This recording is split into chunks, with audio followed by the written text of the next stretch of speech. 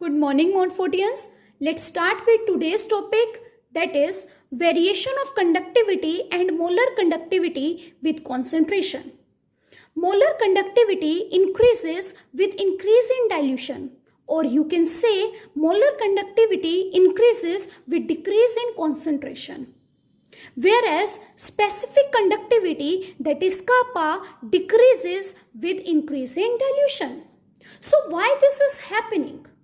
This is because molar conductivity is a mass factor, which means it will depend on the total number of ions present in the solution.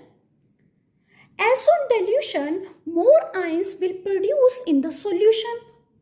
And as the number of ions will increase, conductivity will also increase, and that is why molar conductivity increases with increase in dilution. Whereas kappa is a unit factor, which means ions present in this particular area decrease on dilution. Now, as I have already mentioned in the beginning of this unit, there are two types of electrolyte, that is strong electrolyte and weak electrolyte. Now, for strong electrolyte, the molar conductivity is found to be vary with concentration according to this equation. And this equation is known as Debye-Huckel-Osanger equation, where lambda m is molar conductivity, lambda m naught is limiting molar conductivity, A is constant, and C is concentration. Now, according to this equation, if lambda m is plotted against concentration, a linear graph is obtained and with a slope of minus a. Now, at this point, concentration is 0, and this point is known as infinite dilution. And this point is known as limiting molar conductivity, and it is represented by lambda m naught. So limiting molar conductivity is a molar conductivity at infinite dilution, and A, that is constant, is depend on the nature of electrolyte. Means, like for NaCl, the ratio of cation and anion is 1:1. And for BaCl2, the ratio of cation and anion on Ba, what is the charge? That is 2. And on Cl, what is the charge? That is 1. So the ratio is 2:1. And for MgCl2, again the ratio is 2:1. For AlCl3, the ratio is 3:1. So A depend upon the nature of electrolyte. So from this we can say molar conductivity for strong electrolyte decreases with increasing concentration. Now, for weak electrolyte, when we will plot a graph between lambda m and under root c, a curve is obtained like this. Hence, in this case, extrapolation to zero concentration is not possible. Means, in this case, it is not possible to determine lambda m naught value, that is limiting molar conductivity. And limiting molar conductivity is a molar conductivity at infinite dilution. So, this problem was finally solved by Kohlrausch, who gave us law to make us understand about the variation of conductivity of electrolyte with concentration. And he studied the molar conductivity at infinite dilution for a number of pair of strong electrolyte, each pair having a common cation or anion. And it is observed that the difference between the limiting molar conductivity values for each pair of sodium and potassium salt having a common anion was same, irrespective of what is this anion was. So, the the limiting molar conductivity for KCl is 149.8, whereas the limiting molar conductivity for NaCl is 126.4 and the difference is 23.4. Similarly, for KBr, the limiting molar conductivity is 151.9. And for NaBr, the limiting molar conductivity value is 128.5 and the difference is 23.4. That is same. Similarly, for the KNO3, the limiting molar conductivity value is 144.9 and the limiting molar conductivity for NaNO3 is 121.5 and the difference is 23.4, which is same. So, on the basis of this observation, Kohlrausch concluded that each ions makes a definite contribution to the total molar conductivity of an electrolyte at infinite dilution, irrespective of the nature of other ion of the electrolyte. And as a result of these studies, Kohlrausch stated that the limiting molar conductivity of an electrolyte is equals to the sum of the limiting molar conductivity of cation and limiting molar conductivity of the anion. Similarly, if we want to calculate the limiting molar conductivity for MgCl2, then it will be equals to the limiting molar conductivity of Mg2 positive plus 2 limiting molar conductivity of Cl negative. For AlCl3, the limiting molar conductivity is equals to the limiting molar conductivity for Al3 positive plus 3 limiting molar conductivity for Cl negative. Now, let's see the applications of Kohlrausch law. First, it helped to calculate molar conductivities of weak electrolyte at infinite dilution. For example, you want to calculate limiting molar conductivity of acetic acid, and as you all know, acetic acid is a weak electrolyte and these values are given to you. That is, limiting molar conductivity of CH3COONA is 91. Limiting molar conductivity for HCl is 425.9 and the limiting molar conductivity for NaCl is 126.4. Now, as you all know, acetic acid will break into acetate ion plus H positive ion. And CH3COONA will break into CH3COO negative plus Na positive. HCl will break into H positive plus Cl negative. NaCl will break into Na positive plus Cl negative. Now, to calculate the value of acetic acid, you need to know the value of acetate ion plus H positive ion. And now, as you can see, acetate ions are present in equation number 1 and H positive ions are present in the equation number 2. So, to calculate this value, add first and second equation and subtract equation number 3.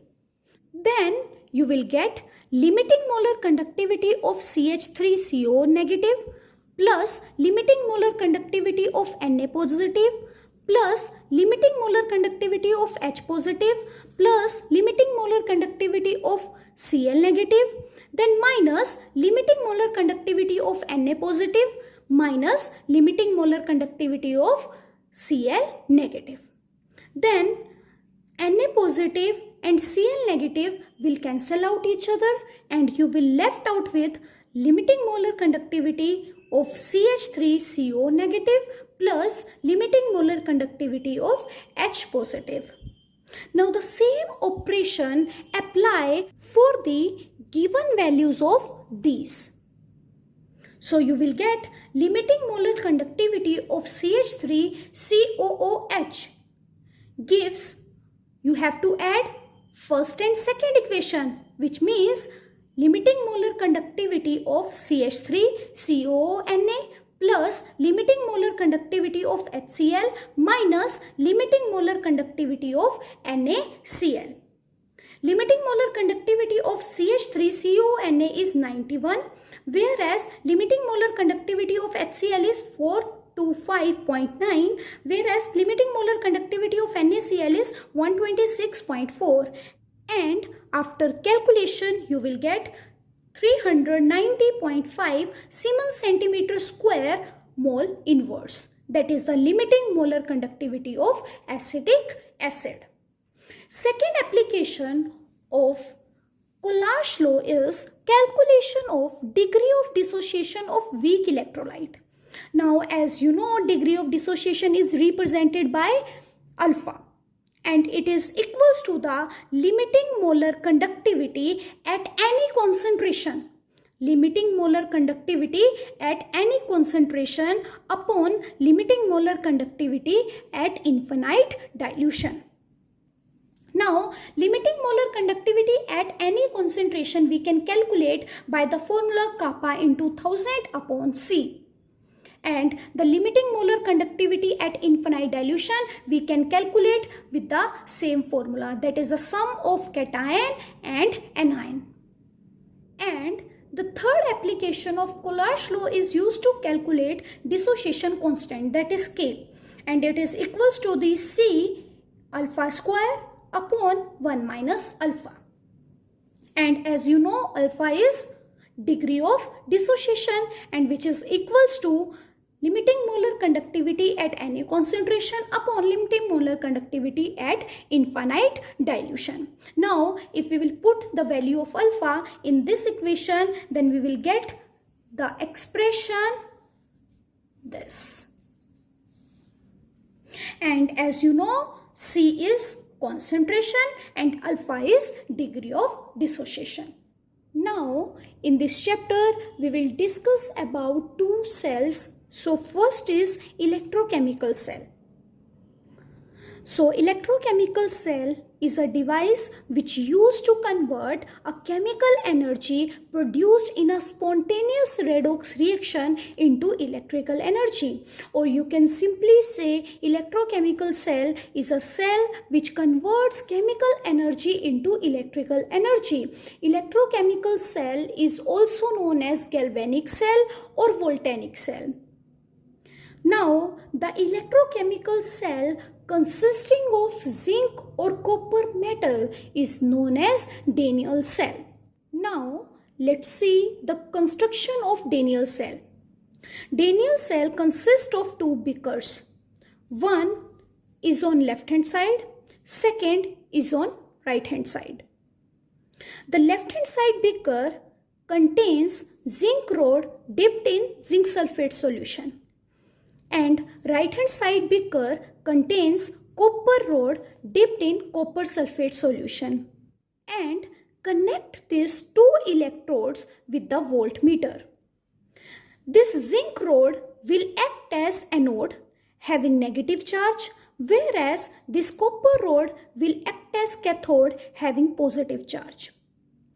On anode, oxidation will take place of zinc. Then zinc will convert into Zn2 positive plus 2 electrons. And on cathode, reduction of copper will take place. So copper 2 positive will gain 2 electrons and give Cu.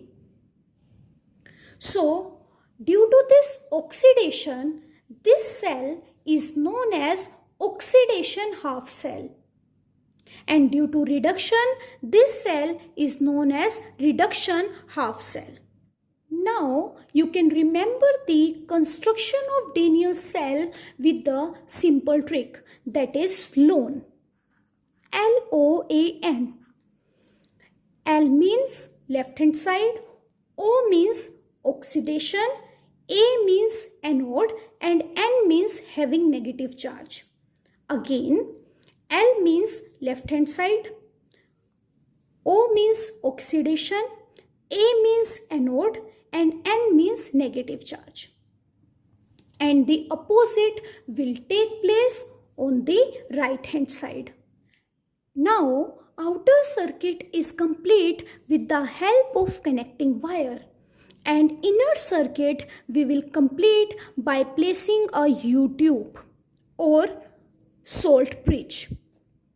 A salt bridge contains KCl or KNO3 or NH4NO3 plus agar-agar or gelatin. This salt bridge helps in maintaining the electrical neutrality. How? Let's see this. Now, as you know, on this side, oxidation of zinc electrode will take place, and the electrons given out by the zinc electrode will flow to the copper electrode, where they will neutralize some of the Cu2 positive ions. Thus, SO4 2 negative ions will be left, and the solution will acquire a negative charge. At the same time, Zn2 positive ions produces from zinc plate will enter into ZnSO4 solution, thus giving it a positive charge. As a result of accumulation of charges in the two solution, further flow of electron will stop, and hence the current stop flowing. Now, to maintain electrical neutrality, 2Cl negative will flow from here to this solution to neutralize 1Zn2 positive, and 2K positive will flow from here to this solution to neutralize 1SO4 2 negative, and current can start flowing again. Now let's see some of the observation related to this cell. First observation is zinc get oxidized, therefore weight of the zinc electrode reduces because of the loss of 2 electron. Second, copper 2 positive get reduced, therefore weight of copper electrode increases because deposition of copper take place at the electrode. Third, electron flow from anode to cathode. In this, electrons are flowing from anode to cathode, but current will flow from cathode to anode. As you know, the direction of the electrons are opposite from the direction of the current. So, electrons are flowing from anode to cathode, and current will flow from cathode to anode. Now, let's see what are the main function of salt bridge. First main function of salt bridge is it helps in maintaining the electrical neutrality. Second, it completes the internal circuit of the cell. Now, let's see what type of electrolyte can be present in the salt bridge. The electrolyte which is having the similar size of cation and anion that can be present in the salt bridge, or the mobility of cation and anion should be similar. That only electrolyte can be present in the salt bridge. So first is size should be same, and second is mobility should be same. So now let's see what will be the overall reaction for the electrochemical cell. So it will be 2 electron to 2 electron will cut. Then to write the overall reaction, we will add left hand side and right hand side. So it will be Zn plus Cu2 positive gives Zn2 positive plus Cu. This will be the overall reaction of electrochemical cell. Now let's see how to represent a electrochemical cell. So the representation is given by anode. Then we will write salt bridge, then cathode. On this side anode, then salt bridge, and then cathode. And as you know, on anode what we have took? Zinc rod, and zinc rod is converting into Zn2 positive. then salt bridge, and at cathode Cu2 positive is converting into Cu. This will be the representation for the electrochemical cell.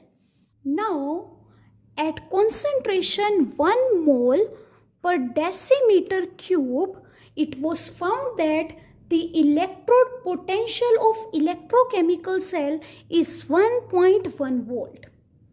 Now, let's see what will be the functioning of the cell when external potential is applied. So first, if external potential is less than 1.1 volt, then in that case electron will flow from anode to cathode and current will flow cathode to anode, that is in opposite direction, means which will be the same as it is going in the electrochemical cell.